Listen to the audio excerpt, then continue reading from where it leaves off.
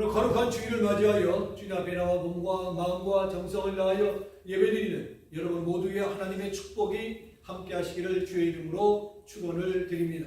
저는 이 본문 말씀을 중심으로 어떻게 믿어야 할까요? 라는 첫 번째 말씀을 증거하려고 합니다. 우리는 교회 생활을 지켜보느라면 많은 사람들이 모이지만은 각양각색처럼 다르다는 것을 발견할 수가 있습니다. 예수님의 제자들도 예외가 아니었습니다.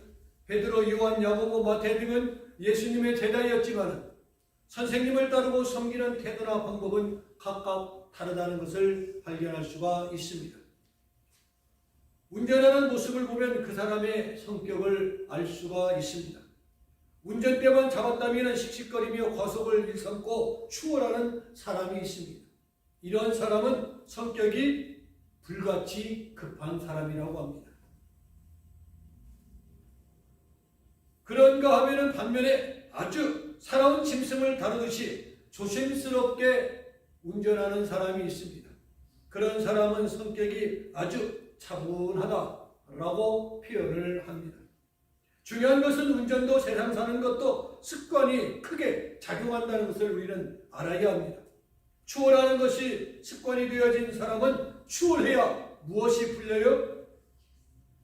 직성이 풀려요. 모든 사람을 경쟁 상대로 설정하고 좌충우돌하는 사람이 있습니다. 그런 사람은 말이나 행동이 정말 공격적이고 저항적인 것을 보게 되어집니다. 교회생활이나 신앙생활도 공격적이고 저항적인 사람이 있습니다. 그런 부류의 사람은 예수님 당시에도 있었고 사도 바울 당시에도 있었습니다. 그로부터 2000년이 지난 지금도 그런 분들이 있습니다. 나쁜 것일수록 전염성이 아주 강합니다. 부정적이고 공격적인 사람의 언행은 그 전염성이 쉽게 되어지는 것을 봅니다. 저는 오늘 그 바람직한 모델로 이름 없는 한 여인을 여러분들 앞에 제시해 보고자 합니다. 이 여인에 관한 이야기는 마태복음 26장 6절에서 13절과 마가복음 14장 3절에서 9절, 요한복음 12장 1절에서 8절과 오늘 본문인 누가복음 7장 36절에서 50절에 말씀해 주고 있습니다. 그녀의 신분은 본문 37절에 보면은 그 동네 죄인이 한 여자였다라는 것이 전부입니다. 그녀는 시몬이라는 사람이 예수님을 모시고 잔치하는데 그 집에 초대되지 않는 불청객이었습니다. 그 동네에서 손가락질을 받는 과거를 가진 죄 많은 여인이 잔치집에 초대되었을 까닭이 없습니다. 주교학자 벵겔은 그녀의 과거를 뭐라고 표현했느냐? 창녀였다라고 표현을 하고 있습니다. 중요한 것은 어둡고 추했던 지난날의 과거를 청산하고 그녀가 예수를 믿게 되었다는 점입니다. 두 종류의 사람이 있습니다. 하나는 예수 믿고 변화된 사람입니다. 베드로도 변했고 마태도 변했습니다. 삭개오도 변했고 사마리아 여인도 변했습니다. 오늘 본문의 여인도 변했습니다. 변해야 정상입니다. 예수 믿고 새 사람 되고 변해야 정상인 줄로 믿습니다. 아멘. 다른 하나는요, 예수 믿어도 징하게 변하지 않는 사람이 있습니다. 20년 30년 교회를 다녀도 목사가 되어도 장로가 되어도 권사가 되어도 집사가 되어도 교회 집분자가 되어도 정말 징하지 않게 변하지 않는 사람이 있습니다. 이런 사람을 향하여 불행한 기적이다라고 표현을 합니다. 구원받고 성령 받으면 변하도록 되어 있습니다. 아멘. 변하는 것이 정상입니다. 본문의 여인도 변했습니다. 변해도 보통 변한 것이 아닙니다. 철저하게 본질적으로 변했습니다. 오늘 본문이 몇 가지 저희들에게 제시하고 있습니다. 첫째로 그녀는 귀한 것을 드렸다 했습니다. 본문 37절에 보니까 향유 담은 옥합을 가지고 왔다고 했습니다. 요한복음 12장 3절에서는 순한 나드 한 근을 가져나가라고 했습니다. 그 당시에 향유 값은 300데나리였습니다. 300데나리라는 돈은요, 젊은 노동자가 1년 동안 벌어 모은 돈이 300데나리온인 것입니다. 엄청난 값을 줘야 살 수 있는 향유를 왜 드렸을까? 협박한 일도 없습니다. 누가 사주한 일도 없습니다. 오늘 본문 38절에 보니까 예수의 뒤로 그 발의 곁에 서서 울며 눈물로 그 발을 적시고 자기의 머리털로 닦고 그 발에 입 맞추고 향기를 부었다라고 말씀하고 있습니다. 그녀에게는 남다른 감격이 있었습니다. 그녀가 주의 파묻혀 영혼과 육체에 병들어가고 있을 때 어느 날 예수님을 만나게 됩니다. 그리고 그날 죄사함을 받고 구원의 기쁨을 깨닫게 되어집니다. 그로부터 그는 잠을 자도 잠에서 깨어도 길을 가도 집안에 있어도 그 감동과 감격 때문에 어찌할 줄을 모릅니다. 그러는 중에 어느 날 예수님이 계시는 시몬의 집에 찾아가 가장 귀한 것을 드리고 자기의 사랑을 눈물로 고백을 하게 되어진 것입니다. 받은 은혜가 크면 클수록 감동과 감사도 큰 법이다 라고 성경은 말씀합니다. 오늘 37절 47절에 보니까 그의 사랑이 많습니다. 사함을 받은 일이 적은 자는 적게 사랑하느니라 라고 말씀하고 있습니다. 저는 제 생애 동안 두 가지 감사와 감격을 잊을 수가 없습니다. 하나는 구원받은 은혜에 감사하지 않을 수가 없습니다. 다른 하나는 질병과 죽음의 골짜기에서 7번이나 살려주신 하나님의 은혜를 잊을 수가 없습니다. 더불어 사는 인생 속에서 하나님 앞에 감사하지 않을 수가 없습니다. 만일 제가 이 은혜를 잊어버린다면 저는 사람도 목사도 아닐 것입니다. 주님을 위해 뭔가 드리고 싶고 뭔가 하고 싶은 사람은 어떤 사람입니까? 주님을 사랑하는 사람입니다. 사랑하면요 주고 싶고 사랑하면 만나고 싶고 사랑하면 보고 싶은 것이 인간의 본성인 것입니다. 가장 힘들 때, 슬플 때, 고통스러울 때 생각나는 사람이 내 곁에 있기를 원하는 사람이 있다면 그 사람은 사랑하는 사람인 줄로 압니다. 가장 기쁘고 즐거울 때 좋은 일이 있고 좋은 것을 보았을 때 함께 나누고 싶은 사람이 있다면 그 사람은 가장 사랑하는 사람입니다. 나와 주님과의 관계는 어떻습니까? 주님께 드리고 싶습니까? 주님을 위해서 뭔가 하고 싶습니까? 힘들고 고통스러울 때 주님이 생각납니까? 그렇다면 그 사람은 주님을 사랑하는 사람입니다. 그러나 교회에 나와 앉아있기는 하지만 주님이 떠오르지 않고 세상 생각으로 가득 차고 내일부터 돈 벌 생각으로 가득 차고 미스터 킹만 생각하고 미스리만 생각하고 있다면 그 사람은 주님을 사랑하는 사람이 아닙니다. 주님을 위해서는 단돈 100불도 벌벌 떨고 있지만 자신을 위해서라면 돈을 물퍼 쓰듯이 쓰는 사람이라면 그 사람은 주님을 사랑하는 사람이지 아닙니다. 돈을 더 사랑하는 사람입니다. 그 여인은 가장 좋은 것을 드림으로써 주님을 향한 자신의 믿음과 사랑을 확인할 수가 있었던 것입니다. 둘째로 그녀는 비난을 두려워하지 않았습니다. 오늘 본문 39절 이하를 보니까 그녀의 행동을 지켜보던 집주인이 마음속으로 뭐라고 합니까? 어쩌자고 예수는 천박한 여인의 행동을 묵인하고 있는가? 라고 생각했다고 했고 마태복음 26장 8절에 보니까 제자들이 보고 분하여 무슨 의도로 이것을 허비하느냐라고 비난했습니다. 그리고 마가복음 14장 4절을 보니까 어떤 사람들이 화를 내어 서로 말하기 어찌하여 이 아이를 허비하느냐고 비난했습니다. 그리고 요한복음 12장 4절을 보니까 가룟 유다가 말하기 이 향유를 어찌하여 300데나리온에 팔아 가난한 자들에게 나누어 주지 아니하느냐고 비난했습니다. 가룟 유다는 말끝마다 매사에 뭐였어요? 돈 하다가 결국에는 누구를요? 예수님을 팔았던 당사자입니다. 한마디로 칭찬한 사람은 한 사람도 없고 비난만 빗받쳤습니다. 남이 하는 좋은 일을 비난하거나 방해하는 것은요 악한 행동입니다. 오늘 이 아침에 참여하신 저와 여러분들만큼은 주변 사람들 가운데 좋은 일 하는 사람이 있으면 박수 쳐줄 수 있는 칭찬할 수 있는 넉넉한 분들이 되기를 축복합니다. 아멘. 내가 해야 되는데 내가 하지 못하는 일들을 해줘서 고맙습니다. 희생하고 헌신하는 일을 비난하거나 방해하는 것은 누구의 공작이에요? 사탄의 공작인 것입니다. 내가 안 하는 것은 자유의지로 할 수 있지만은 하는 일을 가로막고 방해하고 비난하는 것은 신앙적인 태도가 아닙니다. 그녀는 제자가 뭐라든지 집주인이 뭐라든 다른 사람들이 비난하는 것에 상관하지 않았습니다.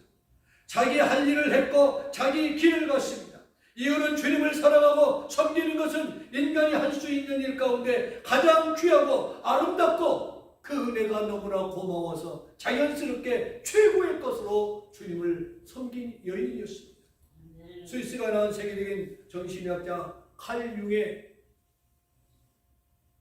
문지방에 이렇게 쓰여져 있다고 합니다. 우리가 불러보았든지 불러보지 않았든지 하나님은 그곳에 계십니다 라고 새겨져 있다고 합니다. 무신론자들이 발악하고 하나님의 존재를 부인한다고 해도 하나님은 홀로 존재하시는 분이다 라는 것입니다. 하나님이 없다고 내가 부인한다고 있던 분이 없어지는 것이 아닌 것입니다. 죄를 짓고 악을 행하는 일이라면 남의 이목이나 비난을 두려워해야 합니다. 그러나 하나님을 섬기고 살아가는 일이라면 비난을 겁내거나 두려울 필요가 없음을 여기에서 일깨워 주고 있습니다. 그래서 하나님을 바로 살고 깨어있는 사람은 항상 당당한 것입니다. 미국 초대 대통령 조지 워싱턴이 일생 동안 지킨 삶의 좌우명 가운데 하나가 이렇습니다. 자리에 없는 사람을 비난하지 말라.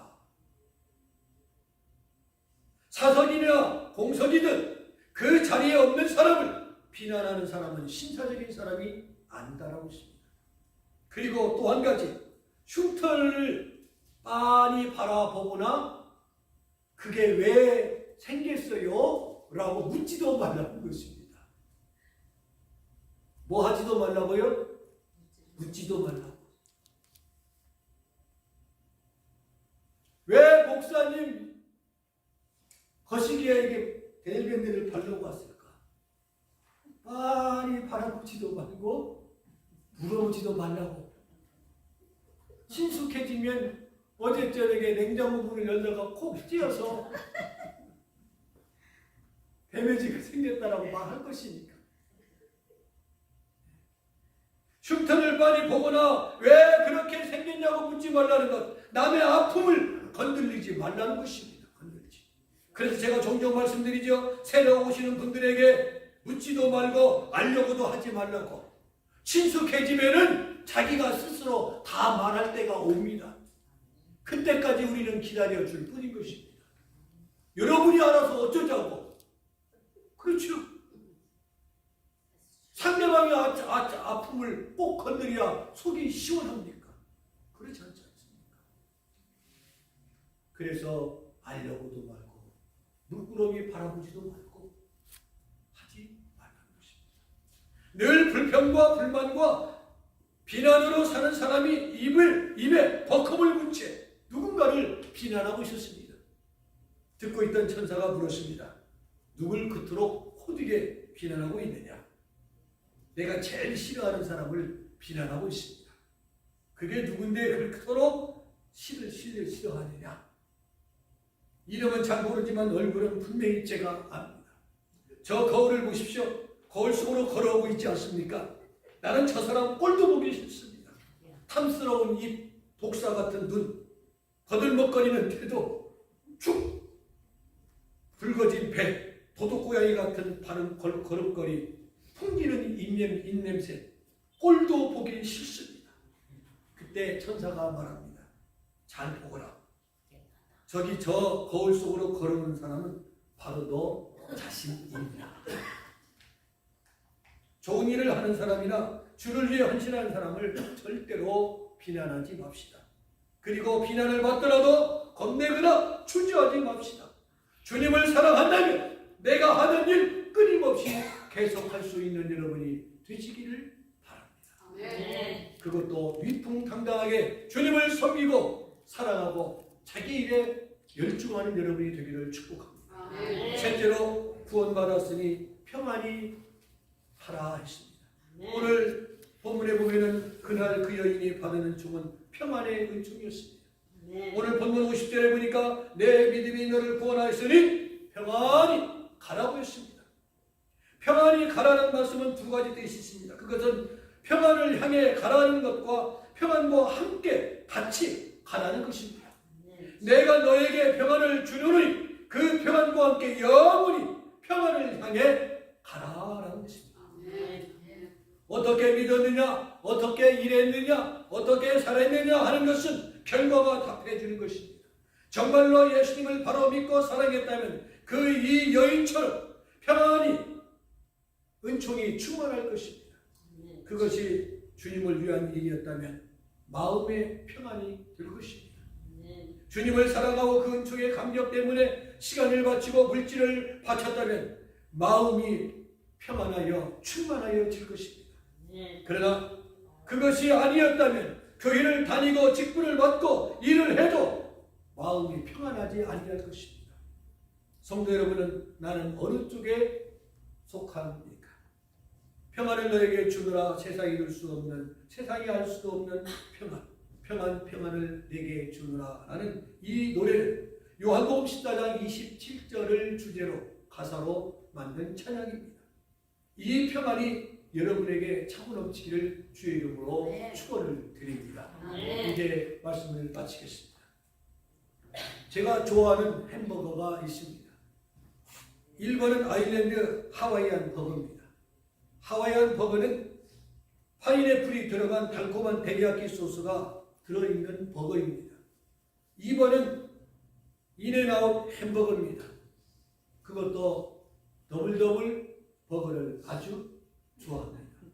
요즘에는 새로 나온 메뉴에는 없지만 내장이 있는 버거도 있습니다. 배가 부르지만은 그 하나를 다 먹어도 내 목구멍은 정신 차리지 못하고 또 요구를 합니다. 인앤아웃 버거는요, 양상추와 토마토, 양파 슬라이드를 얹힌 치즈버거와 같이 군더더기가 없는 햄버거로 유명합니다. 제가 드리고자 하는 말씀은 미국의 인앤아웃이라는 햄버거 회사가 있습니다. 맥도날드보다 훨씬 뒤늦게 시작한 기업이지만 맥도날드를 따돌릴 정도로만큼 장사가 잘 되고 햄버거가 날개에 돋친 듯 팔리고 있습니다. 인앤아웃 매장을 가보면 그 어디를 가나 모두가 다 줄 서 있는 것을 보게 되어집니다. 그 회사 창업자인 사장은 바로 그리스도인입니다. 감자도 그 자리에서 썰어 튀겨주고 고기도 최고로 좋은 재료로 사용한다고 합니다. 인앤아웃이라는 들어와도 나가도 하나님의 축복이 있다는 신명기 28장을 이름으로 지었습니다. 주스나 콜라를 담는 컵 밑 부분을 보게 되어지면 인앤아웃 버거, 또 존 챕터 3 16이라고 있습니다. 그 증거가 여기 있습니다. 인앤아웃 컵, 인앤아웃 버거, 존 챕터 3 16이라고 써 있습니다. 오늘 보여주기 위해서 지난 금요일에 사왔습니다. 주인이 크리스찬이라고 합니다. 정말 정성을 다하여 직원들에게도 후하게 대합니다. 임금이 16불 오르기 전에 가장 먼저 16불을 준 것이고 지금은 미니멈 20불씩 주고 있는 걸로 알고 있습니다. 자기가 번 거 혼자만 배채우지 않는 회사, 많은 사람들에게 배려하고 선교하는 회사, 인앤아웃. 한마디로 하나님을 높이는 기업입니다. 지난 주간에는 인앤아웃 회사에서 고민을 합니다. 대한민국의 인앤아웃을 보낼 것인가 말 것인가. 지금 1차로 들어가 있습니다. 시험 삼아 들어가 있는데 한 번 먹기 위해서는 2시간을 기다려야 합니다. 그래서 한국에 계신 분들이 2박 3일 관광을 오게 되어지면 인앤아웃 가는 것이 관광 코스 중에 하나고, 사무관광이나 아주관광에서 한 끼는 인앤아웃으로 점심을 대접합니다.